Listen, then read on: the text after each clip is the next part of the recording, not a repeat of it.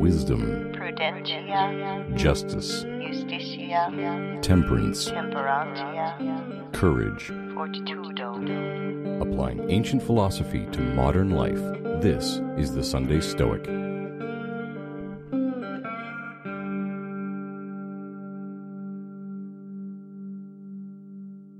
Welcome to the Sunday Stoic Podcast. My name's Steve, coming to you from the Stoa in Conway, Arkansas, and I'm joined today by Daniel Strain. Daniel is the Executive Director of the Spiritual Naturalist Society, a humanist minister, and former president of the Humanists of Houston, and he's also the author of several articles. Before I keep going on the podcast, I always like to give my guests a chance to fill in the gaps. Do you want to tell us anything else about yourself, Daniel? Oh, I think that's the major points, I guess. I'm also a humanist minister, and I do a lot of writing, and I've done some speaking events and things like that. I like talking about the kinds of things we'll be talking about today. Great. Well, thank you for joining the show. Thanks for having me. Yeah. So I'm excited to have you on the show because of where I am in my growth as a human inspired by Stoicism, and now finding naturalism, spiritual naturalism, or religious naturalism. I've seen a number of groups that I've been snooping on Facebook, and that's what led me to inviting you onto the show. So as my listeners know, I started off Catholic in Ohio. Altar boy, the whole 9 yards, and then studied evolution, kind of lost my faith, as it were, or outgrew it, if you want to think of it that way, and have been kind of struggling with how to fill that gap and making mistakes along the way because of that. But I've recently really found my way into naturalism, starting with Ursula Goodenough's book, The Sacred Depths of Nature, that helped to kind of inspire me a bit. Do you have a story like that yourself? What's your path to this philosophy, as it were? Yeah, I think so.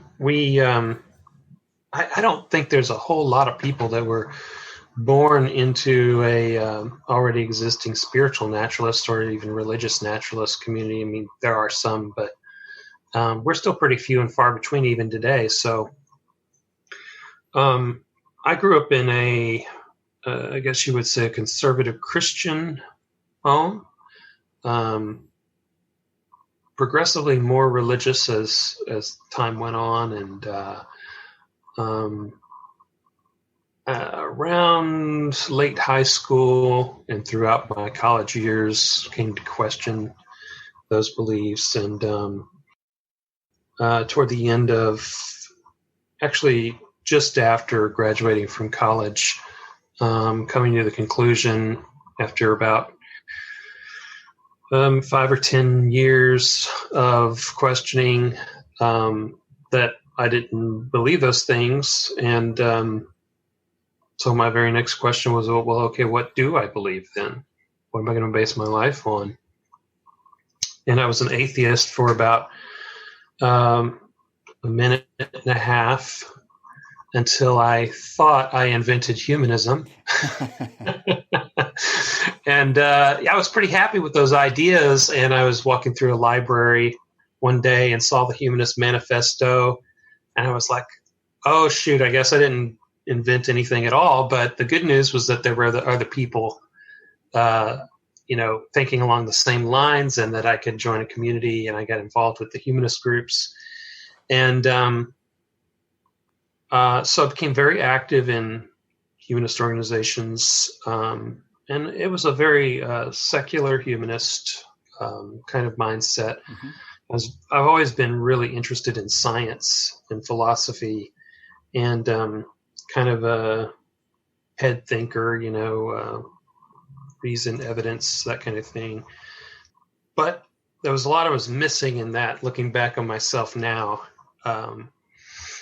And what I eventually came to realize is that humanism has a lot of great principles, and I still consider myself a humanist because I agree with those principles, but they were intentionally designed to be a wide umbrella They were intentionally designed to be very foundational, but by that nature, very broad kinds of principles. So there's a lot that's missing from that has to do with how you deal with the challenges of life and how you cope with loss and how you all of these things. And of course, there's a lot of writing by humanists on these topics. Sure. In all these great magazines and forums and books. And Paul Kurtz has a lot of wonderful things that he's written. I read a lot of his work. The Courage to Become is a really good book. Forbidden Fruit, that's another Paul Kurtz book. So I was very much into that, and I agreed with all of those ideas. But, the Humanist Manifesto is the closest thing you could say that is official humanism as opposed to just the opinions of humanists. So I started going back to my early love of philosophy. And, I started with Western philosophy because I'm a Westerner, and that's what I was mostly taught in school. And I was interested in ancient philosophy because I felt like they're the ones who are addressing issues of, living a good life. Exactly. I feel like the later philosophers got a lot into sociology and economics and things like that. But, I was specifically looking for life philosophies. And so, Socrates, of course, you're going to end up there. And from there, the Socratic schools, Stoicism. And out of the Socratic schools, so Stoicism is the most complete kind of system, you could say. So I started getting into that. And I think that Stoicism ended up prepping me in ways I wouldn't know until later for understanding Buddhist concepts once I started moving a little further eastward, Okay. Philosophically. There's a lot of concepts in Buddhism that I think I would have had a lot more difficulty with had I not already started to get a little bit into things like the Logos and Heraclitus. Heraclitus is almost a Taoist and just phrased differently. So then I picked up a little bit of everything, basically. And as I was doing that, it started becoming apparent that these are practices that anyone could use. They're not necessarily, unlike my Christian upbringing, they weren't necessarily faith-based beliefs. They were practices you could employ and then see how they worked for you. Stoicism talks about eudaimonia, flourishing, and Buddhism talks about addressing suffering. And the Buddha says in the Kalama Sutra, don't believe anything because of scripture or because it's what I've said or because of tradition, but because you've tried it and you experienced for yourself. So that was all very compatible with my scientific views, and that's kind of how I ended up on spiritual naturalism. Great. I was kind of, you said you thought you had invented humanism. I was sort of on the same boat recently where I was trying to combine ideas and find how to expand on Stoicism. It already is sort of a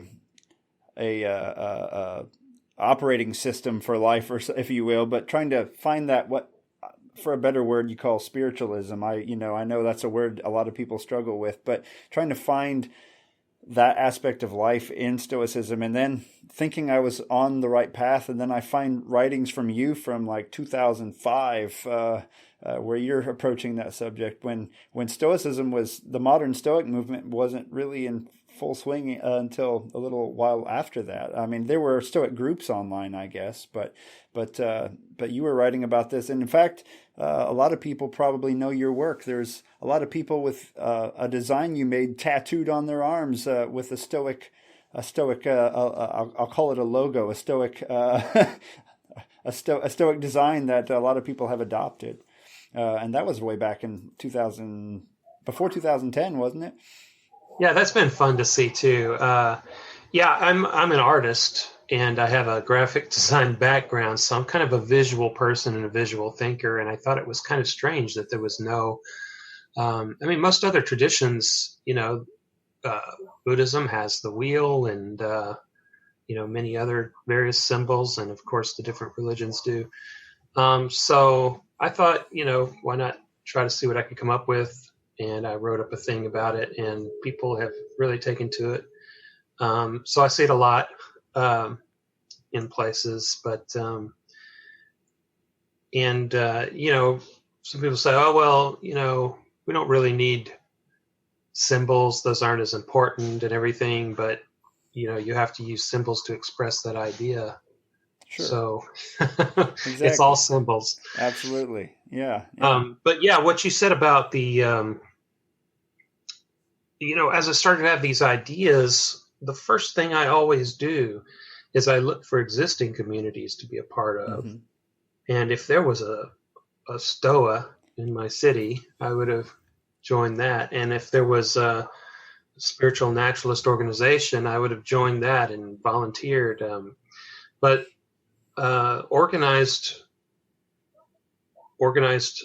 groups of these were kind of few and far between. I would say, the earliest examples of spiritual naturalism in the modern era, of course, are probably humanistic Judaism, would be a type of naturalistic spirituality. And then secular Buddhism, Stephen Batchelor wrote his book in the 90s on Buddhism without beliefs.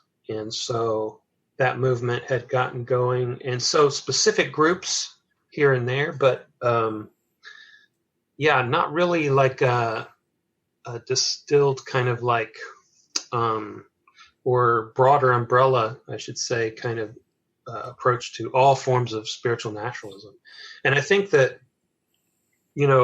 a lot of people do like to specialize because they identify with that, or they feel comfortable with that, or they find it very effective for them, or they just like it, or they want to gain mastery, and so they want to focus on a specific tradition. But without, the threat of hellfire or damnation for, going outside the faith or anything like that, I think most naturalists will tend to be open to picking good ideas wherever they find them. Sure. So it makes sense to have an organization that where everyone can share, and mm-hmm. Some people mainly identify as spiritual naturalists, and some people are a particular tradition that is a naturalistic spirituality. But all of these people can come together and share ideas and learn from them. Right. There are pagan naturalists, and there's a whole number of groups I saw on Facebook after I knew what the keywords were to to search. Humanistic paganism was one of the first groups I reached out to. B.T. Newberg was one of the first fellows I met there. Very influential and important in our movement. I just did a episode a couple weeks ago with one of my colleagues who I wouldn't put him in the naturalist camp. He's an evolutionary biologist, but he's also a practicing heathen. So that was an interesting episode. We talked about heathenry and some of the writings from that tradition. So it's an interesting world when you start asking questions and you start looking around. Before we go further into naturalism, let's just start with Stoicism and Humanism for a second. I had a patron who was interested in this because we talked a bit about Stoicism and Taoism a while back, and a few other traditions, and he wanted to know how well I thought Stoicism and Humanism meshed up. I haven't given it a lot of deep thought, but I bet you've thought about it a little bit. Do you see the two as being complementary, or are there points of friction there? I think they operate on different levels, but I think, at least, I'm an example of, I think they can be complementary. Humanism really, I think, probably closer has, at least I should say, the humanist organizations as they stand tend to probably veer more toward Epicureanism Mm-hmm. than Stoicism, because they focus a lot on external conditions, social justice and things like that. And that isn't to say that Stoics can't work in those areas, but I think that philosophically, a lot of humanists are probably closer to Epicureanism. Of course, that's always been true.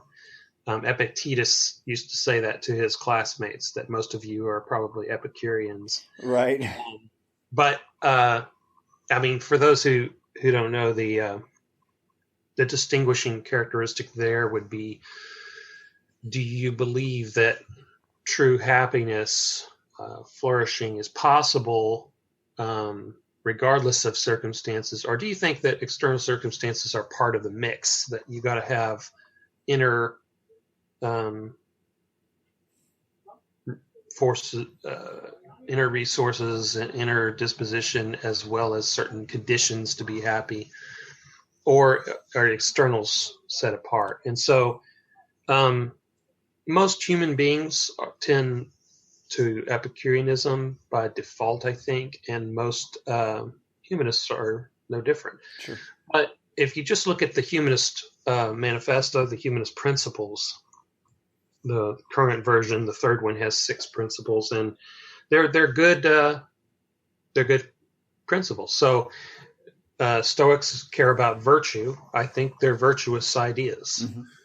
and it's virtuous to work toward those ideas. And if I remember right, some of those on the manifesto, some of that list are have quite a bit to do with the cosmopolis, the idea that we're here to work together, and then maybe expand. I forget if it expands it to does it talk at all about the Earth itself, or is it entirely human based? The Humanist Manifesto at this point. I mean, it's well, the first few principles, I believe, are about we're a product of evolution, mm-hmm.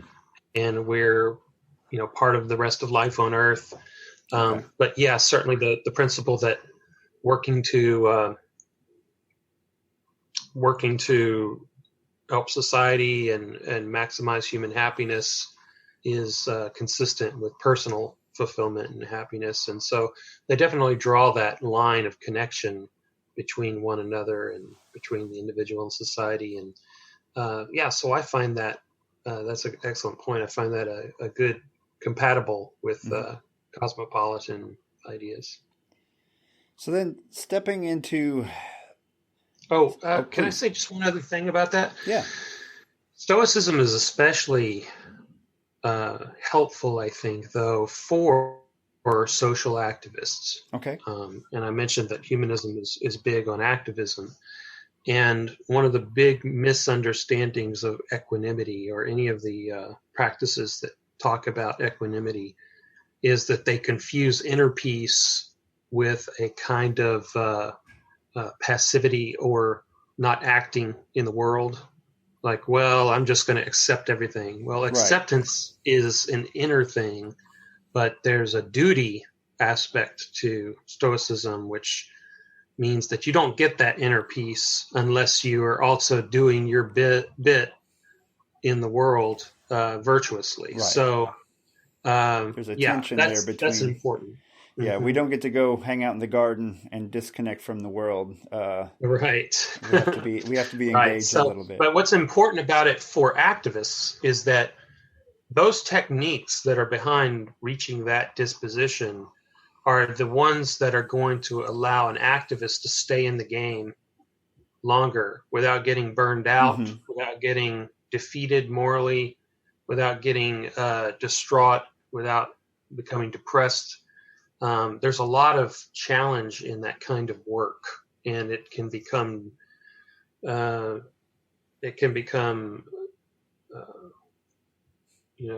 very sad sometimes, because you're working to help people and help the world, and you just see this mountain of things that doesn't seem to be changing. Right. So, burnout would be a severe problem in those cases, I'm sure. Right. So it changes our motivation from a place of must require certain external circumstances for happiness to I'm acting this way because of the kind of being I want to be. and in that you can't fail. Sure. So, so I think it's especially useful for activism. Yeah, that's a great point. Hadn't thought of that. I another point came to mind. I was just going to ask you. You talked about misconceptions in Stoicism, confusing tranquility for being passive. Did you see that recent article from the UK about? I'm going to paraphrase this and mess it up, so I'll try to put a link in the show notes for anyone who wants to follow up on this. But my understanding is there was a guy who may have said some semi-racist things or at least some hurtful things at work, and then said it was because he was a Stoic, he could not lie and he could not hide his true feelings. He had to be honest. And then a judge said, well, that was basically a truly held belief, so he shouldn't have been fired for being a bastard at work, basically. And so Stoicism has this been in a couple of newspapers, but with this twisted version of it where you just say what's true, even if you just blurt out what's true crudely at people, and that's okay because you're a Stoic, and that's unfortunate that's what gets press. Yeah, one of the things we have to do is avoid the true Scotsman fallacy. So I wouldn't say that, that person's not a true Stoic because they're doing it wrong. Right. I think we have to own it whenever members of our community are doing it wrong. And so what that means is that we need to really pay attention to those aspects of Stoicism that are prone to misunderstanding. And so I was going to say Marcus talks about that a bit, Marcus Aurelius, in that don't be mad at them, but figure out how you can teach them the right way, try to correct them rather than be angry with them, that sort of idea. People think of that quote as meaning non-Stoics, but it's really among ourselves as well. And there are, I haven't seen that article, but there are a lot of times I've noticed that people use Stoicism as an excuse to be jerks or to be insensitive or what have you. They take the principle, you shouldn't be offended by the opinions of others, and they turn that around 180 degrees outward, and they take it as an excuse to be able to treat others badly because they shouldn't be right. offended. Right. But that principle is for me. It's for me, the practitioner. It's not for me to use as a hammer on other people. Exactly. Yeah. So, that's an abuse of Stoicism. It's not true Stoicism, but communities have always had people that, portray bad examples of what they. No matter what you do, we got to work on that. We got to continue to try to make sure that Stoics understand that cosmological brotherhood and principles of being one mean that we sympatheia, that we care about others, and not everyone else is a sage. Right. So because of that. We're increasing their suffering by treating them as such, and we certainly aren't sages either. I know I'm not. I can guarantee you that. Yes, exactly. Yeah. So you were a humanist, and you still are. I'm not saying you stopped that, but you expanded upon that. And Stoicism was one of the routes that led you, I guess, to spiritual naturalism. Let's define that for everyone, because we haven't done that yet. What is this notion of spiritual naturalism? It's a pretty broad thing. It's basically any kind of spirituality or something someone might easily recognize as spirituality in form and function. That is not based on faith-based ideas or supernatural ideas, or even paranormal. Like, some people take a supernatural thing and they say, well, I think that's natural, so therefore I'm, in the naturalist camp. No, not even that. Like, only using stuff that's in your high school science book, basically speaking. that's what a naturalist is. I mean, it's very basic. It's what you think a naturalist is, as opposed to a supernaturalist. And saying, okay, well, any practices that have to do with being happy and fulfilled in a deep way, not in a shallow way, and in being a wiser person, a more well balanced person. And so, of course, things like meditation is a very common thing. Meditation doesn't have to be part of someone's practice, but it's a very common one that easily, when you look at it, you say, yeah, that's spirituality. And so the spiritual part in spiritual naturalism is not referring to ghosts or spirits in that sense. It's referring to a more original kind of idea. And there are traces of this original usage in our language still today. When we talk about the spirit of the law, we're not talking about some ghost of the law, like the spirit of Christmas past. We're talking about something like school spirit, which means basically the essential nature of. What is the essential nature of that thing, the spirit of that thing, the spirit of the times, that sort of thing. And so spirituality is focusing on the essential things in life, those essential things to human happiness and well-being. And the reason people think of spirituality as being about supernatural things is because most people in the world are supernaturalists, and their spirituality, to them, the essential things, if you believed in another realm that you're going to go live after this life is over, or other supernatural beings and gods, then to you, those are the essential things in life. And so those are the same thing to them. But to a naturalist, the essential things in life are different, and they have to deal with our spirit, our inner nature. Mm-hmm. So that's really all there is to spiritual naturalism as a principle, as a general concept. And so that includes a lot of things.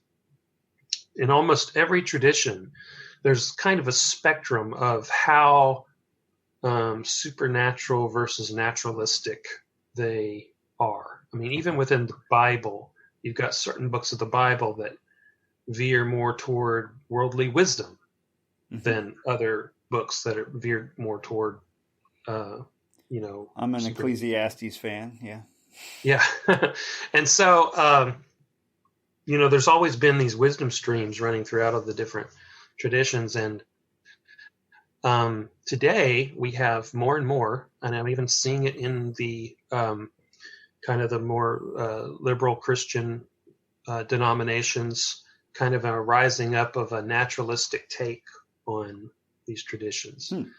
I mentioned humanistic Judaism earlier, and secular Buddhism, humanistic paganism or naturalistic paganism.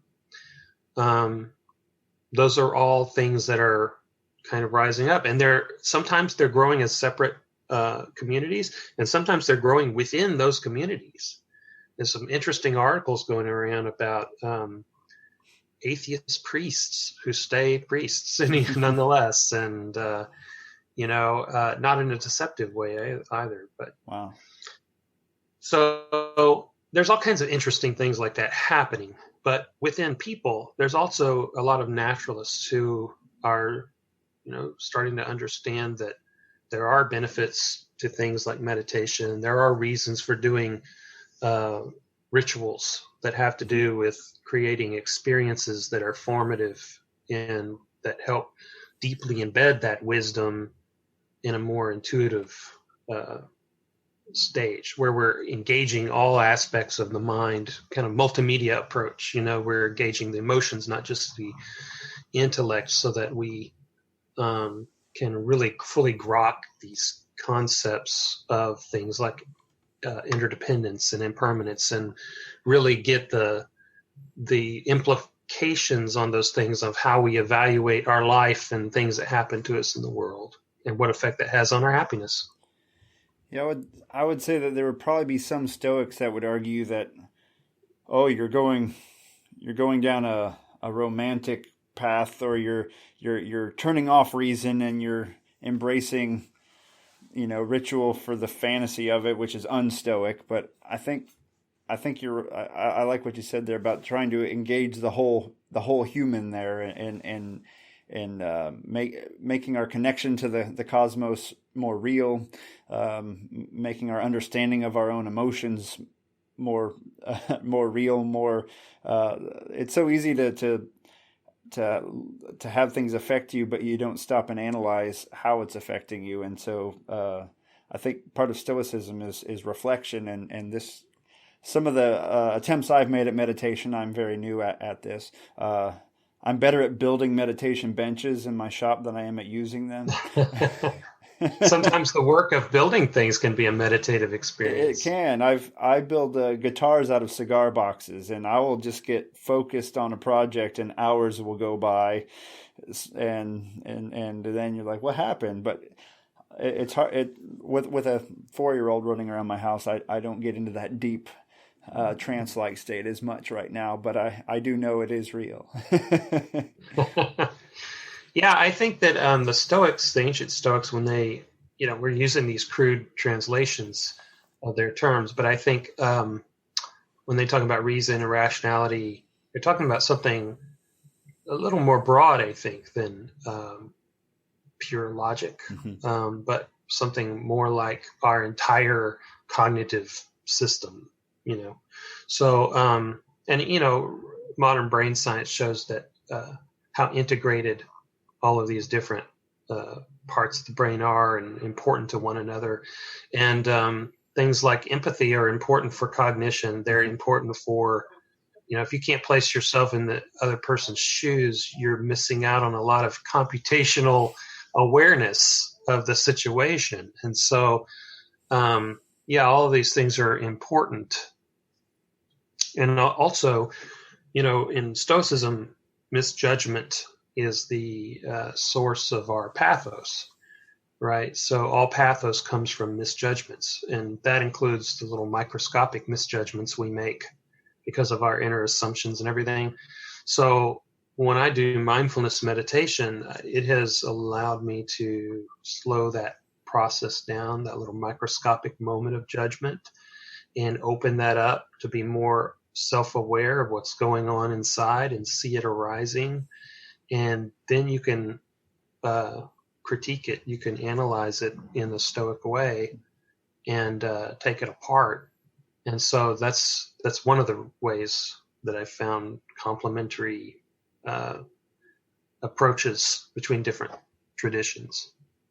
Yeah, you talked about going from Stoicism and then expanding eastward. Have you found that those meditation practices also enhance your Stoic outlook on life? I guess they blend together fairly well.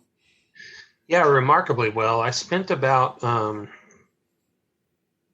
at least, as a base, you could say 10 years, but now it's been almost 15 years of time studying the overlap between a number of different contemplative practices and traditions, but especially with focus on Buddhism and Stoicism. Probably next most after that would be Taoism. But there's a lot of influence between Taoism and Buddhism, so it kind of made sense. But studying those concepts and the way they overlap in how they interconnect, I haven't found one superior system that does everything perfectly, but I think what the contemplative traditions do is they put signposts at different places along the path, the big complex multi-phasic path of progression toward wisdom, happiness, enlightenment, contentment, flourishing.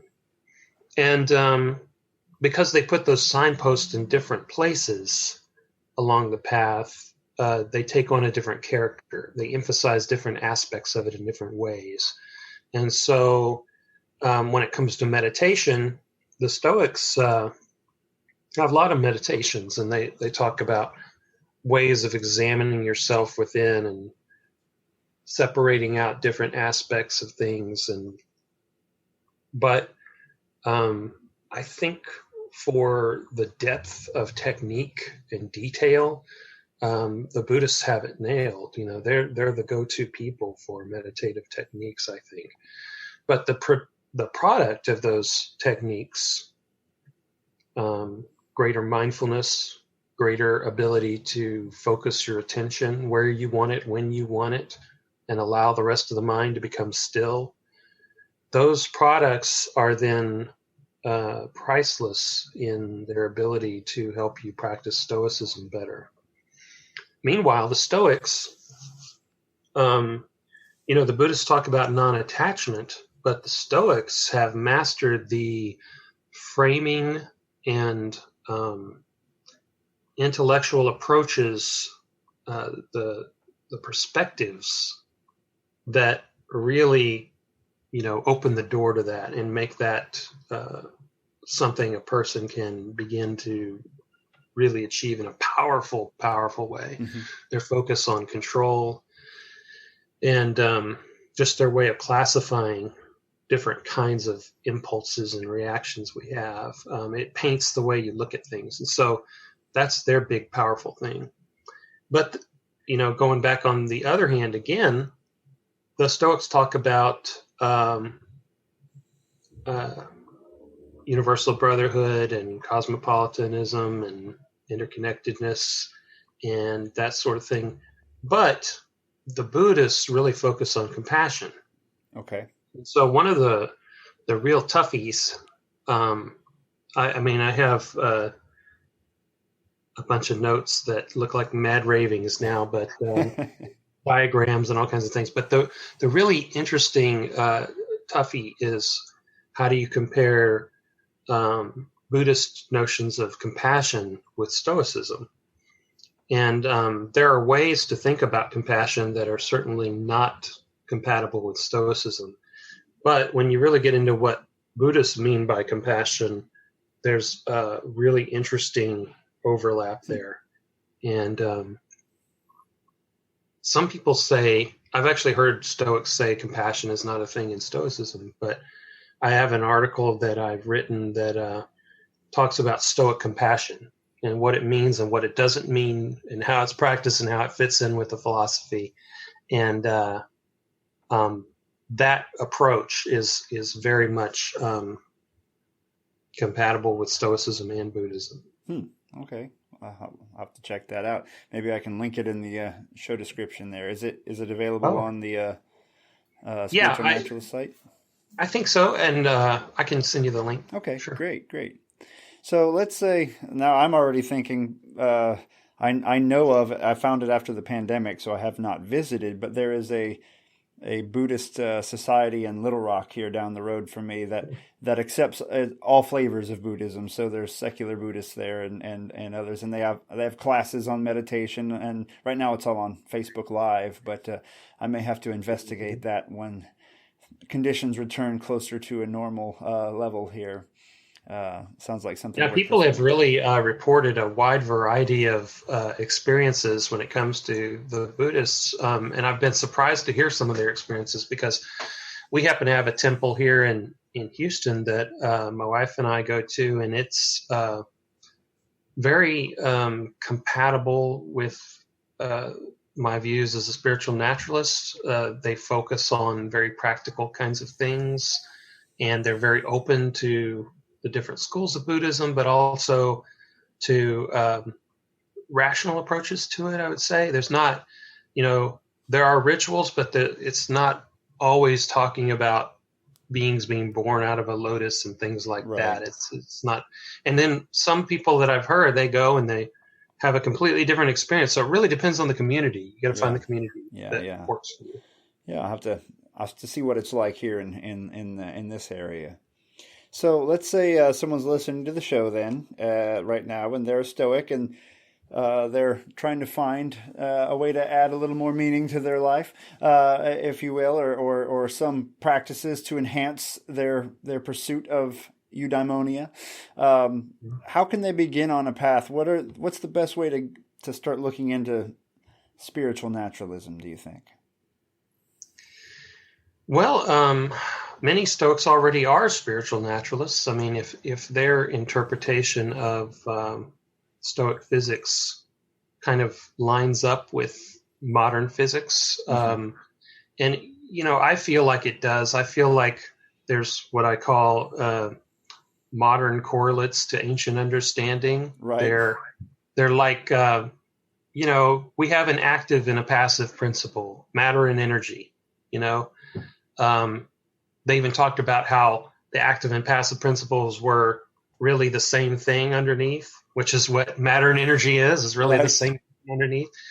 So we have what I think of as the essence, the essential aspects of Stoic ancient physics. I think it's still applicable. It's one of the reasons why Stoicism is still applicable. But so, many Stoics already count as spiritual naturalists.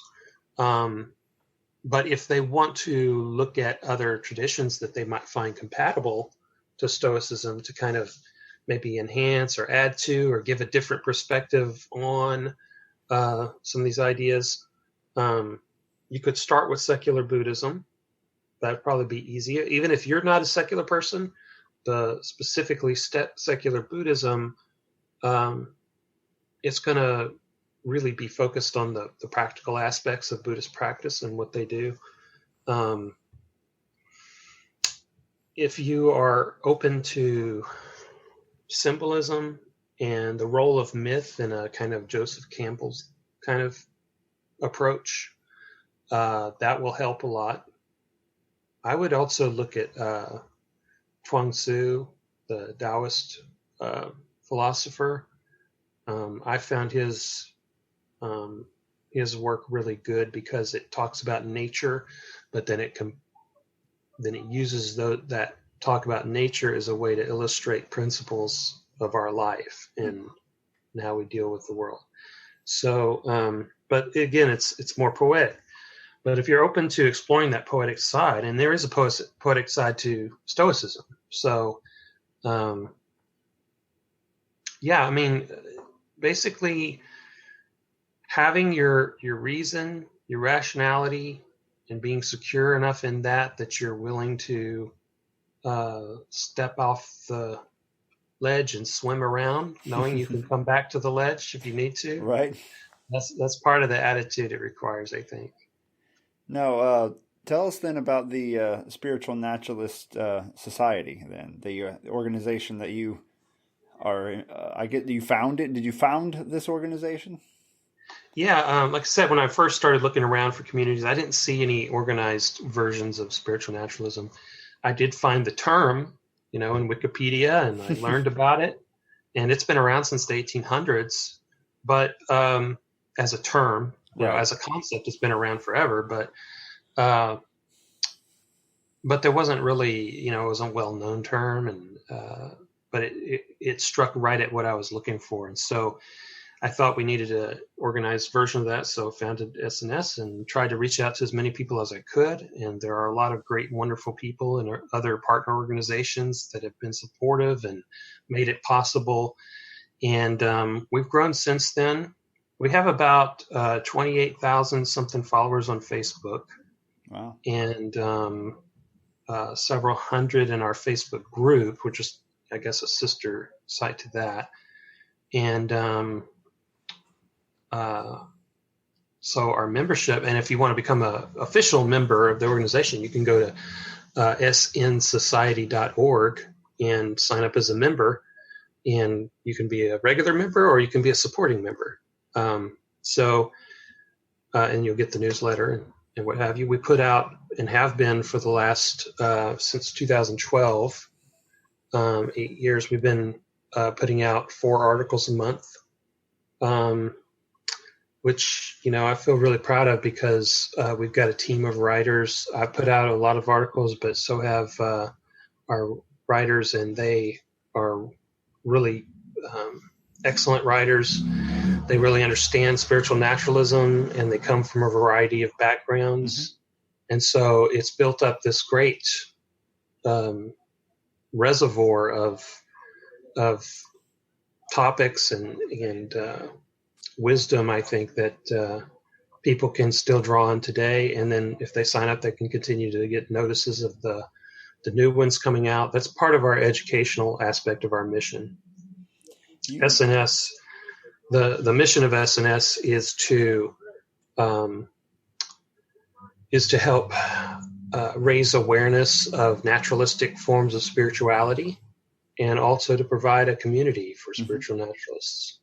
So, yeah, I invite everyone who's interested in that sort of thing to come and take part. I think my recommendation is that if you're listening to this podcast and you like podcasts, you have several episodes of a spiritual naturalist podcast that you did a few years back, right? Spiritual we had a podcast. Today.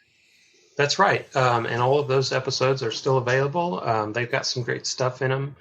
That was a lot of fun, and we might start up a new podcast sometime in the future. Great.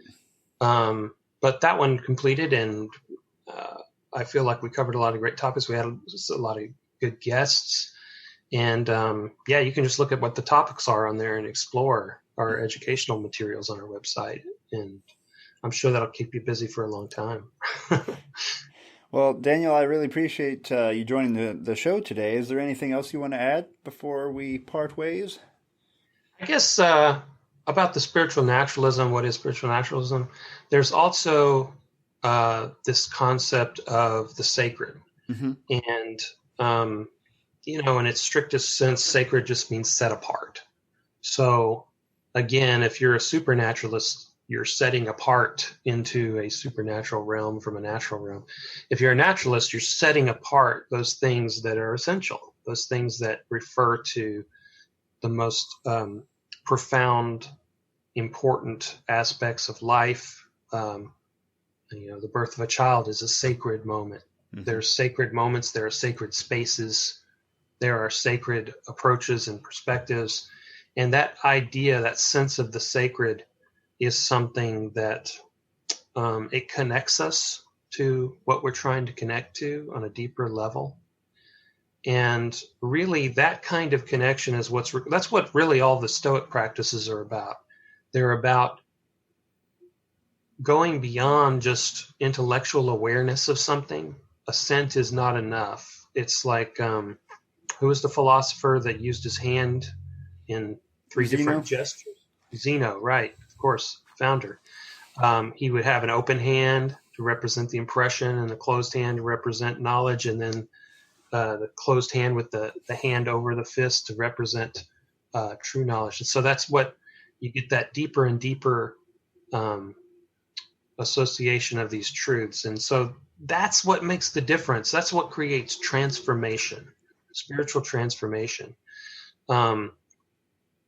If you don't have that, then what you end up with is what most people are trapped in, which is there's a bunch of these inspirational memes and posters that say these wonderful words of wisdom with a sunset behind them and everything. And they are wise words, but they're kind of shallow because it's just a poster, And so you tell yourself that, and then you go away, and real life happens, and you forget it, and you react in some crazy, silly way, or you're in a bunch of emotional situation that is ignoring that wisdom, and you have to come back to it and kind of recite it to yourself to get yourself under control and to come back to it. That cycle never ends. It's just going to keep going and going and going like that. And it will never set in unless or until you start engaging in a practice. Stoicism itself is a practice, but so are these other practices. I see that in Stoicism a lot. You can just go to a Facebook group or Twitter, and there's people who post quotes all day long. But the quotes are great as like a seed of truth. But what I'm hunting for is practice, maybe a touch of ritual here and there. Maybe it's because I'm Catholic. I grew up Catholic. I miss some aspects of that, but I find meaning, and especially when there's other people around and you're doing something together, that can be powerful. But that can be difficult. Building community. And all the time, you see people on the Stoic list who come in. They say, I'm having this pathos of various forms, this unhealthy emotions. what Stoicism do you got for me to fix it up? Well, Stoicism isn't a Band-Aid. Right.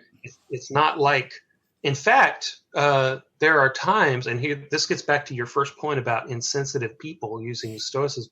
There are times when the wisdom of contemplative practices like Stoicism can be a hammer, can be abusive, because you tell someone it doesn't matter, it sounds cold. And it's actually the least thing they need in that moment. What they need in that moment, they've already experiencing the pathos. They just need a warm hand and loving attention and understanding and listening.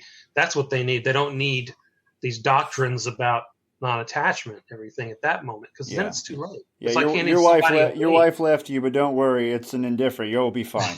Yeah, those things are for long-term cultivation. It's like as if somebody was hanging on the edge of a cliff and they say, "What do I need?" And say, "Well, you need to go to the gym and work out." If you haven't already done it, and that's what practice is all about. You're preparing, you're laying the groundwork, you're strengthening your character, you're strengthening your mindset, and you're giving yourself inner fortitude so that when they happen, you'll be in a better spot. And that's really what all spiritual practice should be about in its best sense. Well, excellent. Thank you once again for joining the podcast. And we'll put the link to the Spiritual Naturalist Society in the show notes. And if there's any other links you'd like to direct us towards, shoot them our way, and we'll share them with the listeners. Okay, I'll see what I can get together. Thanks for having me. I really enjoyed it. Carpe diem. Same to you.